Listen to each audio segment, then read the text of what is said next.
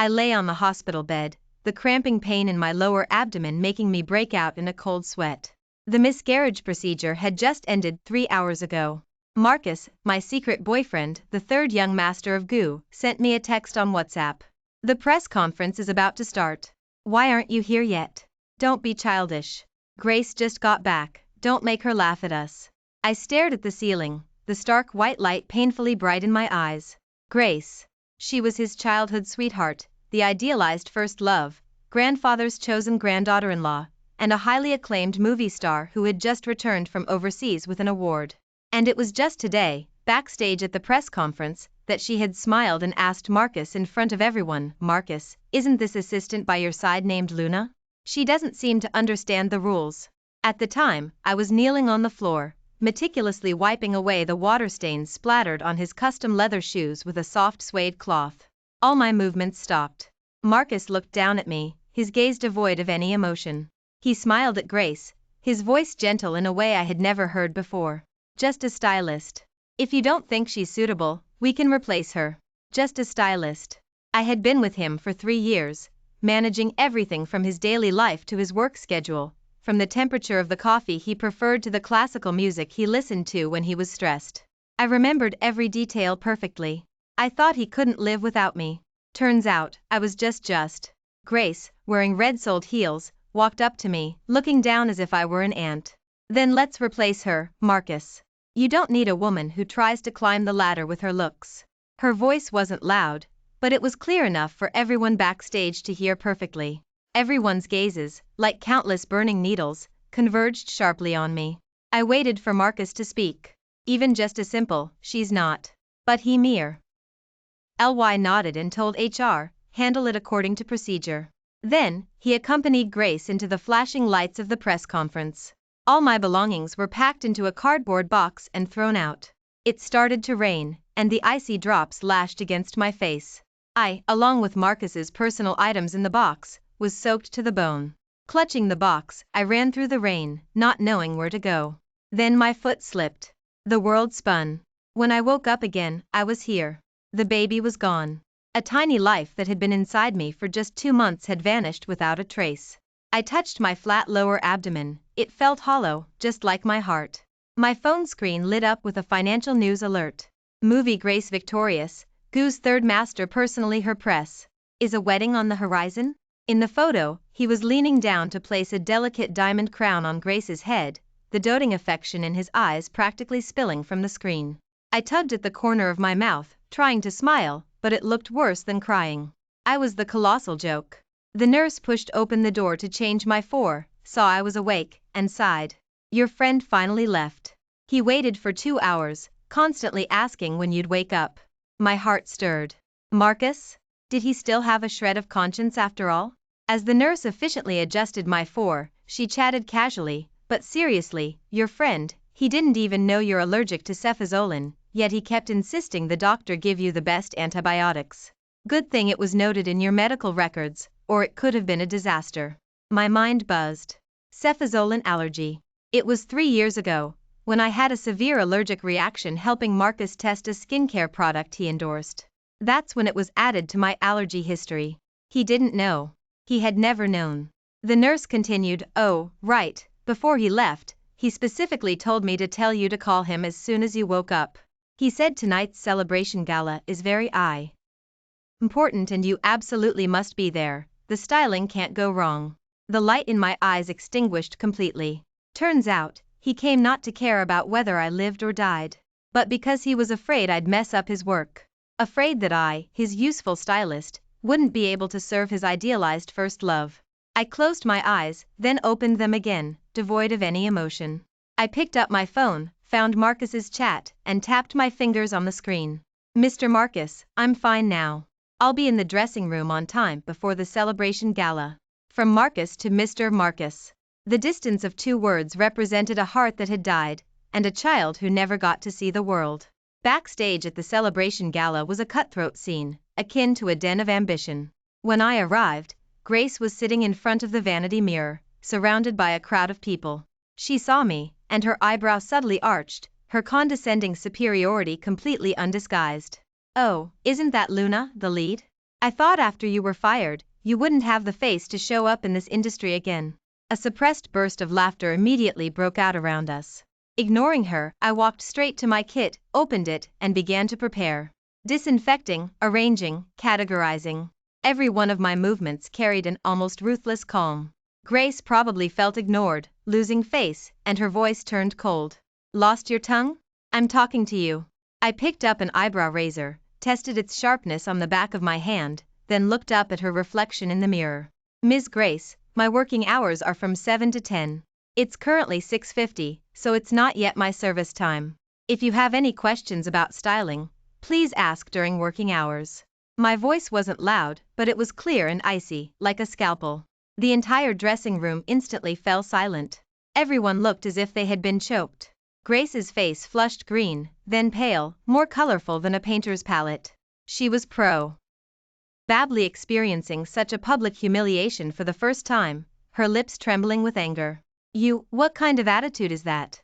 I put down the eyebrow razor, picked up another makeup brush, and unhurriedly cleaned it with disinfectant spray. "A professional attitude," I said, looking at her, enunciating each word. "My employer is Mr. Marcus, and my client is you. The contract clearly states that I am only responsible for makeup and hairstyling, not for entertaining conversation. Or, Ms. Grace, do you believe my professional skills are lacking?" That one sentence completely silenced her. Professionally, I was recognized as top tier in the industry. For to firmly hold his position as the city's most influential young elite these past few years was half due to his family background, and half due to the perfect image I had meticulously crafted for him. If dared to question my professionalism, she would be embarrassing Marcus. Her chest heaved with anger, but she couldn't utter a single word. Just then, the door opened. Marcus walked in. Today, he wore a white suit, which made him appear even more refined and elegant. But in my eyes, that white suit was no different from mourning attire. For my dead love, and for my dead child. As soon as Marcus entered, he sensed the uneasy atmosphere.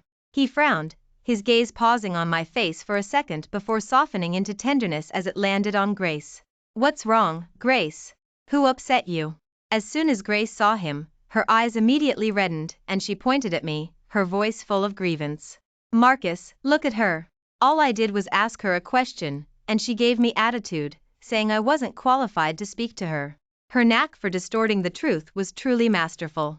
Marcus turned his head, looking at me with a hint of displeasure and a commanding glint in his eyes. "Luna, apologize to Grace." That same phrase again. Exactly the same as backstage at the press conference. Before, a single glance from him would make my heart soften, make me back down, make me swallow all my grievances. But now, I only found it laughable. I didn't move, didn't even lift an eyelid, continuing to organize my makeup brushes. "Mr. Marcus, it's 7 o'clock. We can start the makeup now.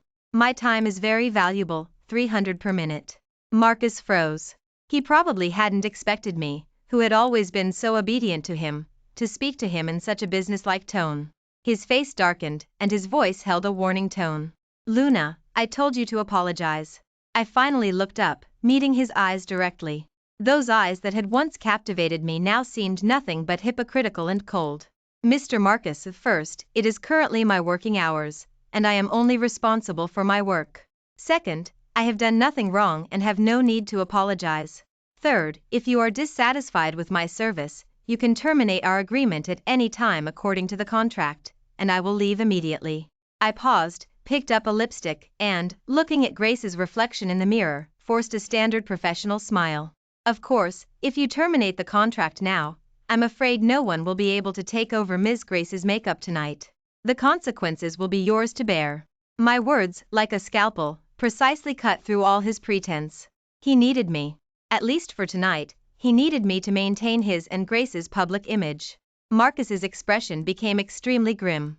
He was like a trapped beast, wanting to lash out but finding no outlet. He stared intently at me, as if trying to find even a trace of past warmth and affection on my face. But there was nothing. Only a cold, almost robotic serenity. Just like my heart, which was now completely dead to him. The stalemate finally ended with Marcus's compromise. He practically squeezed out a single phrase through gritted teeth: "Begin." Grace looked incredulous, wanting to say something, but Marcus stopped her with a glance. I put down my tools and walked over to H. Miss Grace, please close your eyes. My voice was utterly devoid of emotion. For the next hour, the dressing room was silent. All my movements were precise and efficient, like a programmed machine. I didn't say another word. The moment the makeup was finished, I stepped back and said formally, "The makeup is complete, Mr. Marcus, Miss Grace. Please check." Grace in the mirror was beautiful, like a soulless wax figure. There was nothing to criticize, yet not a hint of her own spirit. Before, when I styled Marcus, I would always add details based on his daily mood to make him look more relaxed and charming. That was my personal touch, a gift of love. Now, the gift was withdrawn. There was only standard, formalized service. Marcus looked at Grace in the mirror, then at me, his brows furrowed. He seemed to sense that something was off, but he couldn't pinpoint what it was.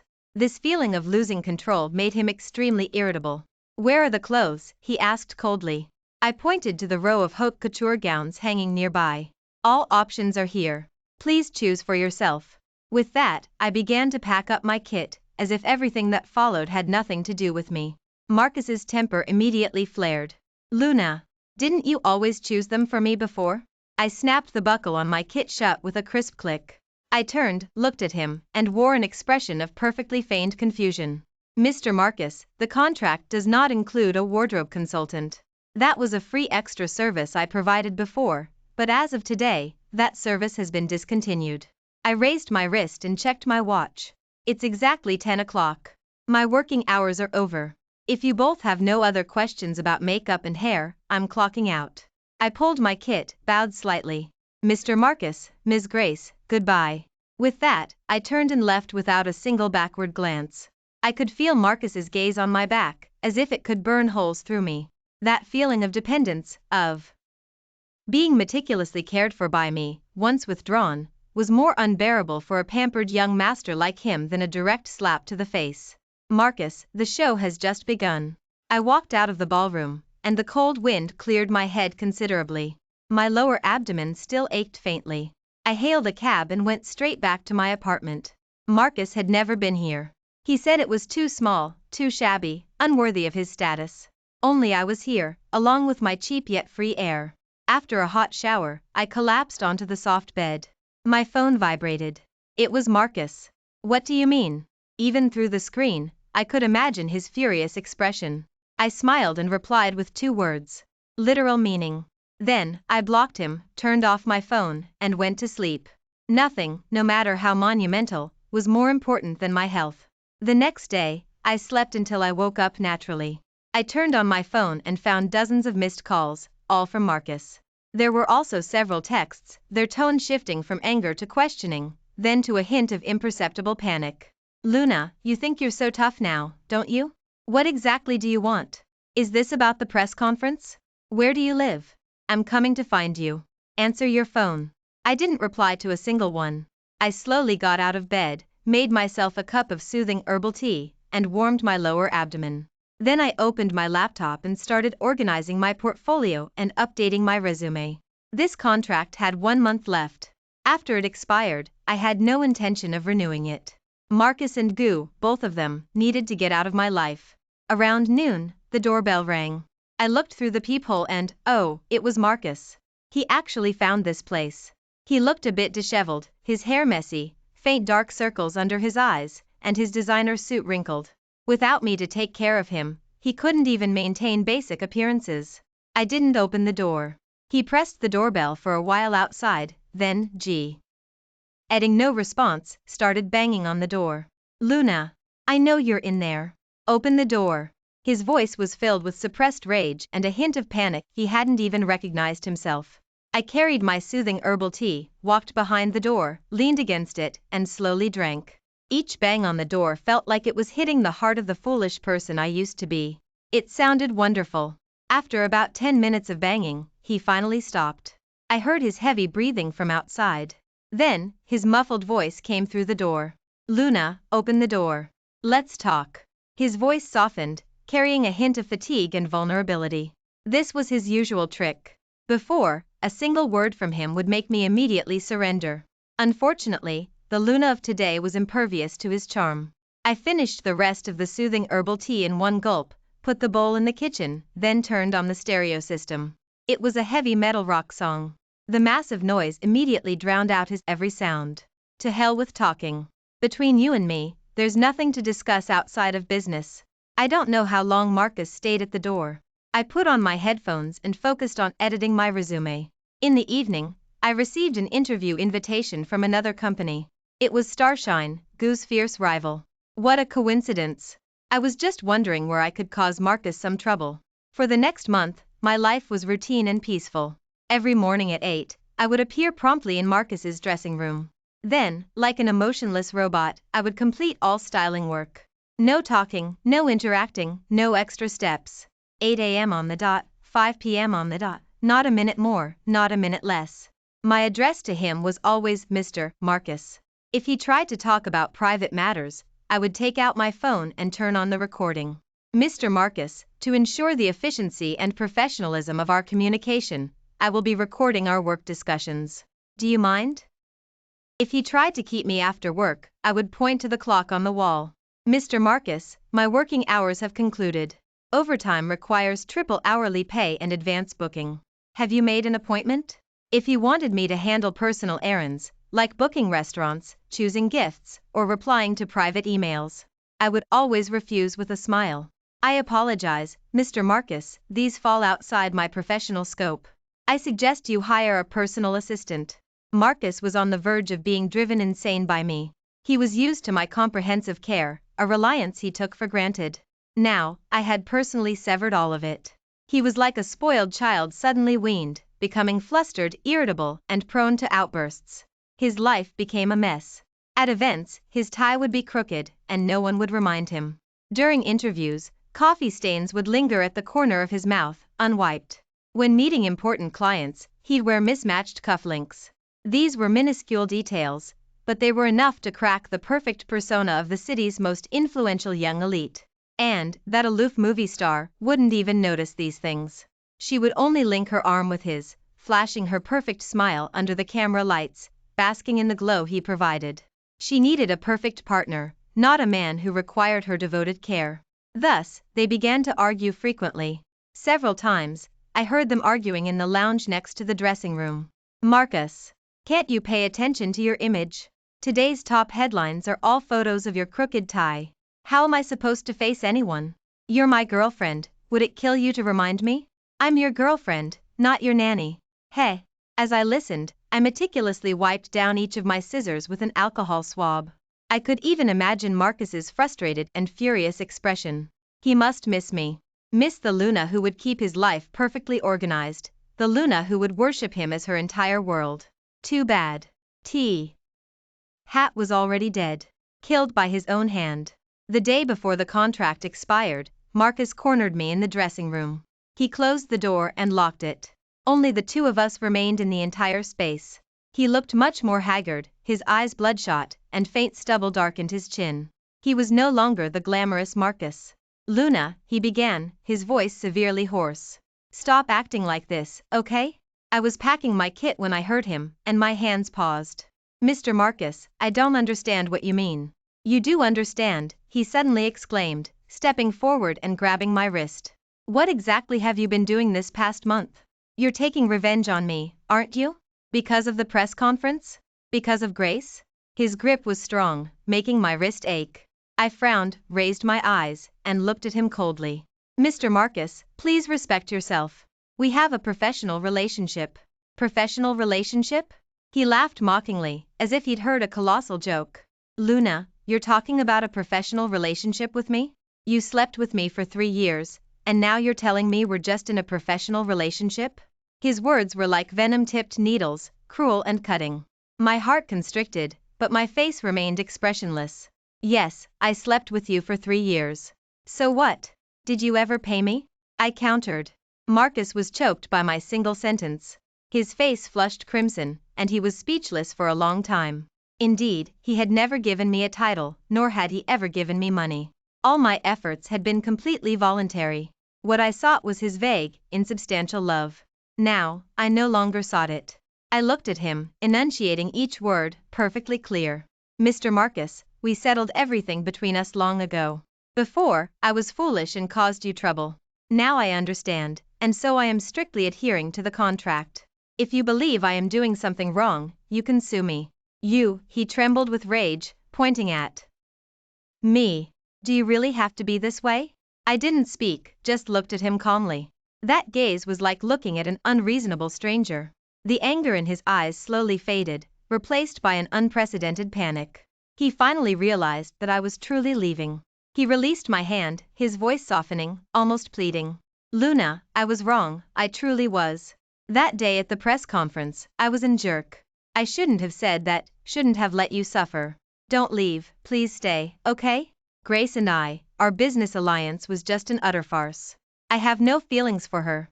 You're the one I love, it's always been you. He started speaking sweet nothings. A month ago, those words would have sent me to cloud 9. But now, listening to them, I only felt revulsion. Like a plate of spoiled food, with buzzing flies still hovering above it. I smiled. A genuine, amused smile. Marcus, you know what?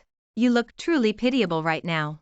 I picked up my kit and walked to the door. While I was in the hospital, lying on the bed after my miscarriage, you were busy preparing for Grace's celebration gala.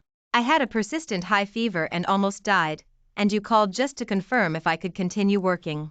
You don't even know I'm allergic to cefazolin, yet you remember which perfume Grace likes. With every word I spoke, his face grew a shade paler. By the end, he was ashen, teetering on the verge of collapse. I pulled open the door and gave him one last look.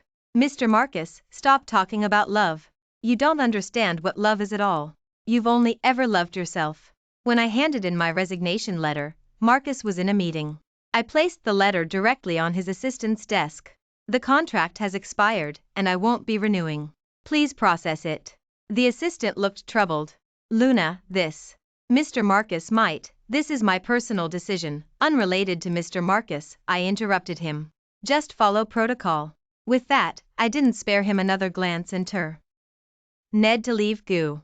I left decisively, like discarding a worn-out item of clothing. That afternoon, I went to Starshine to complete my onboarding. Starshine's lead artist was the newly crowned movie star and Marcus's biggest rival in the industry, Ethan. My position was Ethan's exclusive lead stylist. The news spread quickly. Half an hour later, my phone was ringing off the hook with calls from Marcus. I didn't answer a single one. He started sending me messages, the content truly frantic. Luna, how dare you go to Starshine? How dare you become Ethan's stylist? You did this on purpose. You just want to drive me insane. Get back here. Now. Immediately. Luna, have you forgotten what you promised me back then? You said you'd never leave me. Reading the last one, I couldn't help but laugh out loud. I had indeed said that. Back then, I would curl up in his arms, making solemn vows. He had said, Luna, you're so good, like a docile kitten. He didn't know that even a cat, when pushed too far, would extend its claws and scratch. That evening, Ethan had a fashion gala to attend. I was styling him backstage. Ethan and Marcus were completely different types. He had sharp features and piercing eyes. When he didn't smile, he exuded a cool aloofness that kept people at a distance. He was a natural clothes horse, and a difficult client. Everyone in the industry said he was short-tempered, incredibly discerning, and went through stylists faster than he changed clothes. Luna, he asked, looking at me in the mirror, his voice devoid of warmth. Yes, it's me, I replied, and began to work. He didn't speak again, simply observing my movements without a blink through the mirror. His gaze was like an X-ray, scrutinizing and critical. I remained undistracted. An hour and a half later, the styling was complete. I chose a black suit with subtle jacquard patterns for him. Instead of a tie, I adorned his collar with a vintage snake-shaped brooch, which gave him an air of both mischievous charm and noble elegance. I stepped back. Mr. Ethan, it's done. He looked at himself in the mirror, silent for a long time. Long enough for his manager beside him to start getting nervous. Then, he suddenly tugged at the corner of his mouth and smiled. Quite interesting. He said, Luna, from now on, my image is in your hands. I knew I had passed this test. At the gala, Ethan stole the show. The moment he appeared, he captured every lens. The next day, he dominated the top headlines of all major fashion media. The headlines were full of extravagant praise. This return. Ethan's new is exuding end. The of aesthetics, a great stylist is like a complete transformation. In the accompanying photos, Ethan was flawlessly perfect from every angle.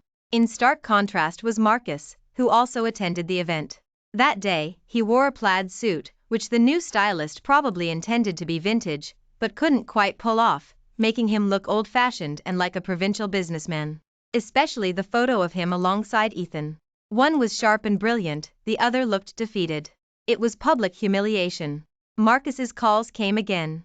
As soon as I answered, his roar, suppressed with anger, came from the other end. Luna, what do you mean by this? Are you doing this on purpose? I held the phone away from my ear and rubbed my earlobe. Mr. Marcus, I believe there's no longer any relationship between us. Under what capacity are you making this call? He was speechless, choked by my words. If you're calling as a former employer, then I'll remind you that I've already resigned. If you're calling as a former bed partner, then I must remind you even more strongly that we settled everything long ago, I said, my voice icy. From now on, please do not harass me again, or I will call the police. With that, I hung up directly. The world became quiet. In the days that followed, I immersed myself completely in my work. Ethan was a very professional artist and a very discerning client. But he never presumed to instruct an expert. He only cared about results. As long as what you delivered satisfied him, he would give you 100% of his trust and respect. This kind of collaborative relationship made me feel a comfort I had never experienced before. Under my meticulous styling, Ethan's fashion resources and commercial value soared, quickly pulling ahead of Marcus. As for Marcus, after I left him, he was like a defanged tiger. He hired several stylists, but none could achieve the results I did. His team began to panic, and their press releases became increasingly struggling. Skeptical voices began to appear online. Does it feel like Marcus's appearance declined recently? It's not that his appearance declined, it's that his sense of style had vanished, right? His recent looks have been worse than the last. His former stylist was truly amazing. Too bad I heard Marcus drove her away for a new love interest. TSK, a classic case of blinded by love, giving up the big picture for minor gains. Rumors and gossip spread like wildfire, entangling Marcus. And I became the big picture he had discarded. And even became the idealized love he couldn't obtain. How ironic. Marcus began trying to contact me in various ways. He had flowers sent to my office, with a card that read, "Luna, please come back." I told the receptionist to throw them straight into the trash. He waited for me downstairs from my apartment, staying there all night. I simply called security. He even pulled strings to reach Starshine's top executives, attempting to poach me back. Ethan found out and immediately summoned that executive to his office and reamed him out fiercely. Finally, he called me in and slapped a new contract onto my desk. "Sign it," he said concisely. I opened it and was stunned. The salary was tripled, and it came with shares in the studio. "Mr. Ethan, no one touches my people," he said, looking at me, his gaze deep. "Luna, focus on your work. If the sky falls, I'll hold it up for you." At that moment, a warmth spread through my heart. For 3 years, Marcus had never given me any promises. Yet, this man I had known for only a few months, had given me the most tangible security and respect. I signed it. From that day on, I dedicated myself wholeheartedly to him. Seeing that all his methods were ineffective, Marcus finally became driven to desperate measures. He began targeting Starshine, targeting Ethan. He leveraged GU's resources, snatched a top endorsement deal Ethan had secured, and sabotaged a film he was about to start shooting. His tactics were both ruthless and underhanded. Ethan was overwhelmed by him. Several times, I saw him agitatedly smoking in his office. But I didn't say anything. This was a power play between capitalists. As a stylist, I couldn't interfere. All I could do was make him look even more handsome, ensuring he was impeccable every time he appeared in public. The turning point occurred at a charity gala. That day, Grace also attended. She probably thought Marcus couldn't defeat Ethan, so she decided to step in personally and give me a hard time. She cornered me by the restroom door. "Luna, you're quite capable, hooking up with Ethan," she sneered. "Are you the kind of woman who can't live without a man?" I was reapplying my lipstick when I heard her, glancing at her reflection in the mirror. "Ms. Grace, instead of wasting time here with nonsense, why don't you go check on Mr. Marcus? He hasn't been doing so well lately." "You Her face turned green with anger. What are you so proud of? Marcus was just temporarily confused. He'll come back to me eventually. And you'll always just be an unsophisticated stand-in. Stand-in. That word, again, came from her lips. I put down my lipstick, turned, and faced her directly. Really? I smiled. But I heard Mr. Marcus has been asking around recently about what kind of rings I like. I stepped closer, lowered my voice, and whispered in her ear, he said he wants to propose to me. Grace's face instantly went completely white. I don't know what kind of scene Grace made when she went back to Marcus. All I know is that from that day on, Marcus and Grace's relationship completely collapsed. First, Grace was exposed for privately contacting other conglomerate moguls, presumably looking for a new partner for herself. Immediately after, Marcus was photographed drinking heavily at a bar, acting intimately with a woman who bore a striking resemblance to me. Their business alliance had become an utter farce. Grandfather, from the Gu family, was so furious he was immediately hospitalized. Gu's stock prices plummeted. Seizing this opportunity, Ethan's starshine rapidly rose, taking over most of Gu's market share. Marcus was besieged on all sides, plagued by both internal and external troubles. He finally couldn't hold on any longer. He asked to meet me at a very discreet private members club. I went. Ethan accompanied me. He sat across from me in casual wear, looking like a languid nobleman. He peeled an orange and fed me the segments one by one. Sweet, he asked. Sweet, I nodded. When pushed the door open and entered, this was the scene he walked into. The light in his eyes shattered instantly. His eyes, bloodshot as if they might drip, were fixed on Ethan's hand as he fed me an orange. Luna, he roared, like a desperate, trapped beast. I unhurriedly swallowed the last bite of orange, then wiped my mouth with a napkin. I looked up at him and smiled. Mr. Marcus, long time no see. Hope you've been well. My tone was as light as if I were greeting an old friend I hadn't seen in ages. Yet, every single word was like a knife twisting in his heart. He stumbled to the table, bracing himself with both hands, staring intently at me. Who is he? What's your relationship with him? He's my boyfriend, I smiled even more brightly. Ethan, my fiancé. Ethan cooperated by wrapping an arm around my shoulder and kissing my forehead. Baby, don't get upset with irrelevant people. Marcus completely broke down. He grabbed the wine glass from the table, intending to throw it at Ethan. Ethan's eyes hardened. He swiftly twisted Marcus's wrist, gently but firmly. Marcus cried out, and the wine glass fell to the ground, shattering into pieces. Marcus, Ethan's voice was cold as ice, you dare lay a hand on my woman? Marcus was drenched in a cold sweat from the pain, but his face held a look of utter madness. He looked at me, asking each word slowly, you love him? Seeing his pathetic state, I suddenly felt a profound sense of boredom. I stood up and smoothed out my clothes. Whether I love him or not, what does it matter to you? You just need to know that in this life, I'll never look back. I took Ethan's arm and walked past Marcus. Marcus, you lost. Utterly defeated. Defeated by your arrogance, your foolishness, and your ridiculous possessiveness. Later, I heard that Gu had gone bankrupt. Marcus was burdened with immense debt, restricted from luxury spending, and fell into financial ruin from his former heights. As for Grace, she had long since found a new patron and vanished. Even later, one night, I received a call from an unknown number. On the other end of the line was Marcus's heavily drunken voice. He kept crying, kept apologizing. He said, Luna, I regret it. He said, Luna, I can't live without you. He said, Luna, can we go back to how things were? I listened in silence, saying nothing. Only after he finished did I speak softly. Mr. Marcus, you have the wrong number. Then, I hung up and blocked him. I leaned against Ethan's embrace, the vibrant night skyline of the southern city visible outside the window. Inside me, a new life was growing peacefully. Ethan gently caressed my lower abdomen and softly asked, Baby, are you happy today? I smiled. Yes, very happy. Let the past remain in the past. As for Marcus and his cheap remorse, what did it matter to me? My life had found new birth the moment I left him. The best revenge in this world isn't destruction. It's forgetting.